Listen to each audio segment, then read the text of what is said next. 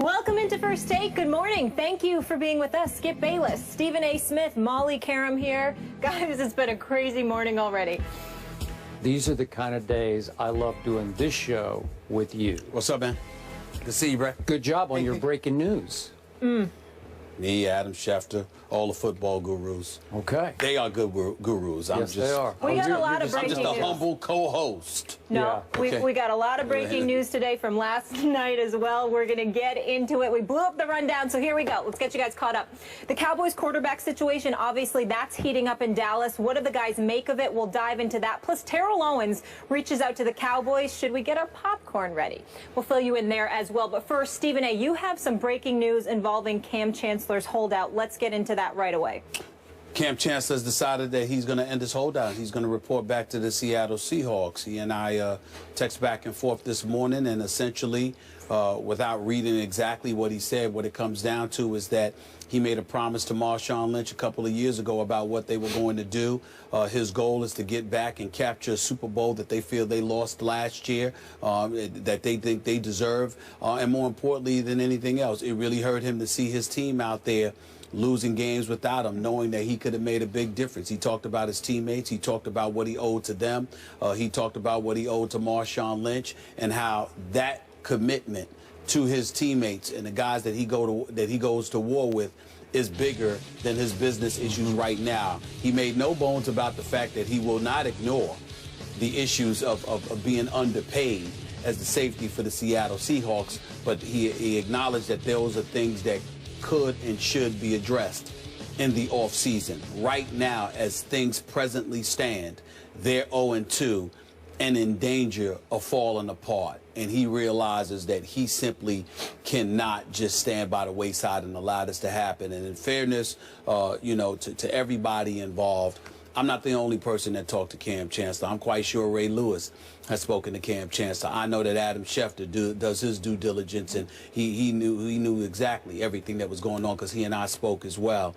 So you want to give credit to them. But in the end, what it comes down to is that Kam Chancellor recognizes that he is needed, and more importantly, it would be very, very difficult for him to live with himself if he just sat on the sidelines while his teammates went out on that field and struggled the way that he has seen them struggle over the last 2 weeks. He's shoving all of that business stuff aside for the ultimate goal. So, as yet, do you have any idea what concessions were made on either side? There are no.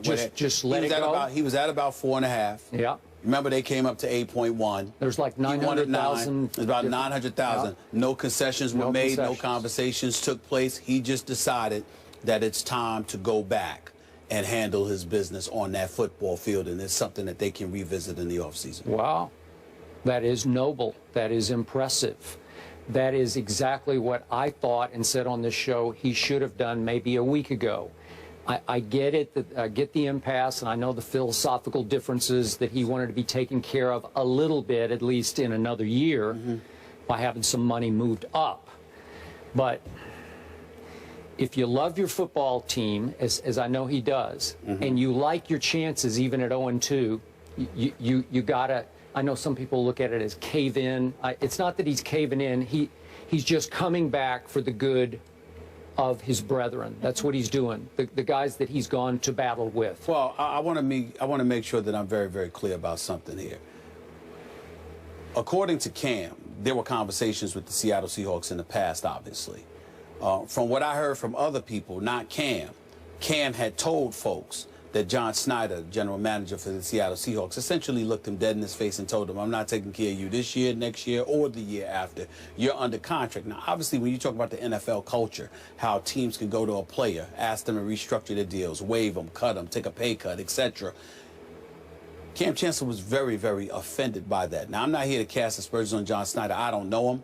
I know that he's considered very, very good at his job. Obviously, he's got a Super Bowl championship and 2 consecutive Super Bowl appearances on his resume. Used to work for the Green Bay Packers, used to work for the Washington Redskins, even though he's only 43, 44 years of age. His resume is quite impressive, to be quite honest with you. So understanding that and knowing that I don't know him, nor have I ever spoken to this man, I want to be very, very clear. In no way am I trying to cast any aspersions on him. I'm just conveying the whole thought process that was given to me by Cam and others close to Cam about what Cam was feeling throughout this whole process. He felt disrespected. He felt like his manhood was brought into play because a guy can look you in the face and tell you under no circumstances is he going to take care of you at all, considering what Kam Chancellor goes out on the field and does. His pride was a part of the equation. And so as a result of that, that's why he was so steadfast and resolute in his commitment to holding out. Yeah. I think the loss to Green Bay on Sunday night, how they looked in the fourth quarter after taking a 17-13 lead, how the defense appeared to have fallen apart, I think really, really hit home for him. And I don't know if he'll admit it or if any of those other guys will admit it. I don't even know if they'll acknowledge having talked to him, but I suspect, I don't know for sure, but I suspect that the great Ray Lewis had something to do with talking to him as well. And by the way, what did he say on your radio Ray Lewis show? came on my radio and said he deserves his money, he should get his money, Seattle should give him his money, etc. But I can't leave my troops out there while they're going to war without me. I can't leave them hanging like that. That's just not something that I could do. But that was before Ray Lewis realized that it was a man thing, because you got to treat guys like men. Ray Lewis also alluded to that as well. You've got to treat brothers like men. You can't sit up there, look them in their face, and tell them under no circumstances are you going to take care of them. After you took care of Richard Sherman, after you took care of Marshawn Lynch, after you took care of Russell Wilson and a couple of other guys, you can't then turn around and say to the quarterback and the heart and the soul of your defense, who is Kam Chancellor, that we are not going to do anything for you, and expect him to just accept that so easily. That is not something that he was going to do. He was resolute in his commitment to hold out. I believe that his mind changed. And, we spoke an hour ago.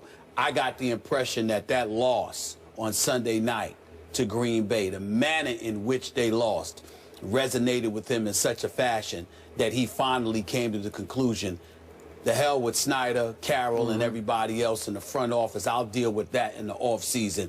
I can't leave my boys hanging like this, and that's why he's gone back. I personally thought he would come to that conclusion after what happened in Week 1 at St. Louis when they gave up 34 in overtime to Nick Foles. Well, you got to remember, that was stunning. You got to remember it's the preseason. Yeah. You're not getting a lot of action in the preseason because you want to make sure you're healthy for the regular season, and sometimes a little rust, absence of activity, really, really getting your bearings under you can play a role in how you look in Week 1. A lot of NFL players assume that they're not going to be near their best in Week 1 because that's when you're really, really getting hit for the first time. You're really out there going after it, in a regular season game. But Sunday night against Aaron Rodgers in Green Bay. Although that was somewhat predictable, somewhat. It is the bad man that is Aaron Rodgers, right?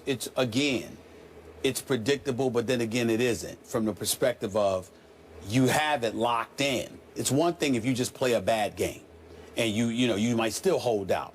But when you play well for 3 quarters and then you fall apart when it counts most, that speaks to an absence of leadership more than anything else at any other time. Yeah. And I think that that's what resonated with him. So despite the fact that all of his notable brothers on that football team have been taken care of, let's reiterate the fact that he didn't have just 1 year left on his deal or 2 years left. He had 3 full years left, and they were willing just to move up some money from the 3rd year into the 2nd year. I believe that's well, he wasn't asking. His position all along is that he wasn't asking for, quote unquote, more money. He wanted some of the money that was designated for him in 2017 to be moved up to 2016. Correct. So he could be secure. Okay.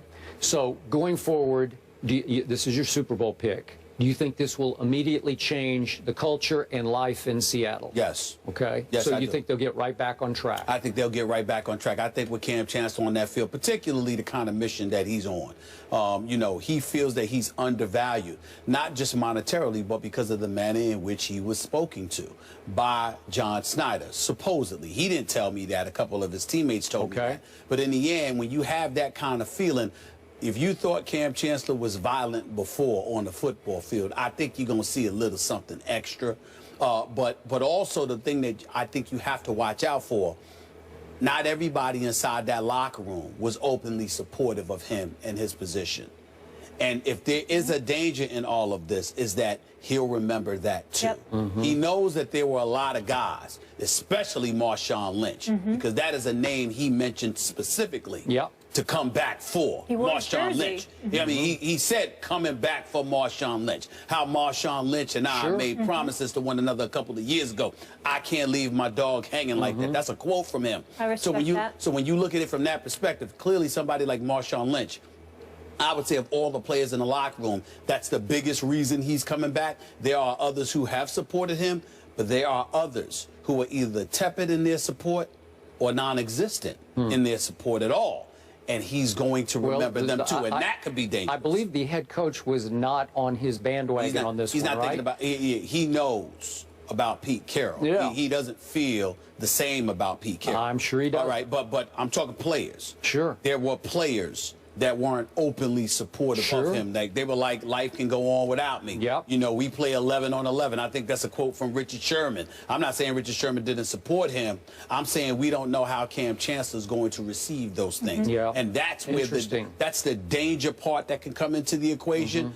But Kam knows he has no shot at validating his significance to that franchise if they start losing, even when he comes back. Well, they have to win. He shouldn't have a big problem validating his value to that team this Sunday.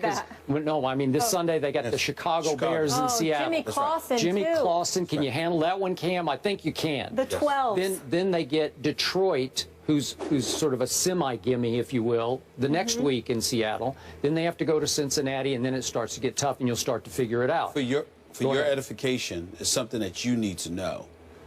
These players in Seattle don't just want the Super Bowl. They want New England.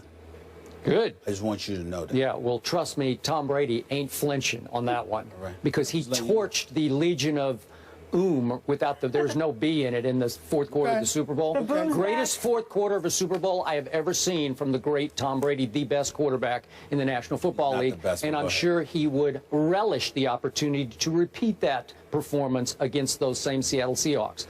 I'm going to go on record right now as there's no way they're going to get back to the Super Bowl.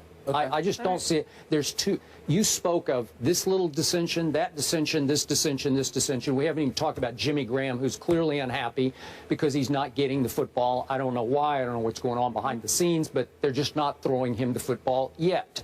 So with all that dissension, all that uneasiness under the carpet in the locker room, versus Pete Carroll, and still it goes all the way back to resonating to the call at the end of the Super Bowl game. I just don't know if you can climb out of that. I'm not sure about that. We'll see. I have to pay attention to two teams. One of them is not the Cowboys. I'm paying no attention to the Cowboys. I would tell you that the Green Bay Packers, I would have paid attention to them if Jordy Nelson had been healthy, because I think that they would have had the best record in football. I think their home field advantage would have been in their pocket, and the road to the Super Bowl would have had to come through Lambeau Field, which I think would have been tough for anybody. Merrill Hodge came on my radio show yesterday on Sirius XM, and he said Arizona is a team to watch out for. You got to remember that Carson Palmer, they're 14-2 in his last 16 starts. Carson Palmer, that is, under the stewardship of Bruce Arians, who can really coach his butt off. And they have no fear of Seattle. But I'm still sticking with Seattle. I predicted that Seattle was going to go back, not just go back to the Super Bowl, but win it all. And the only way I will modify my pick in any way is if the Pittsburgh Steelers manage to get to the Super Bowl against them. Then I will think about it, and I reserve the right to revisit that conversation. Outside of that, I am not picking against Seattle at all. I believe that the Seattle Seahawks will win 12 of their next 14 games. And I reserve the right to hang in with a football team that will get back Greg Hardy and Rolando McClain and Randy Gregory and ultimately Des Bryant and Tony Romo, and be the force to be reckoned with, even by your Seattle Seahawks, who have to, if memory serves, visit Jerry World this year. I will tell you this. If Russell Wilson runs the ball more the way he ran on Sunday when he was chalking up 78 yards over those first three plus quarters, I'm here to tell you right now, ain't nobody beating Seattle. Ain't nobody beating Not Seattle. in the NFC. Really? All right, NFC. Stephen A. has them going to the Super Bowl. Wow. Skip, not so much. We'll revisit your Teetering Cowboys a little later in the psychologically. show. But I'm happy for that entire fan base, the 12s, and for the Seahawks to get Kam Chancellor back.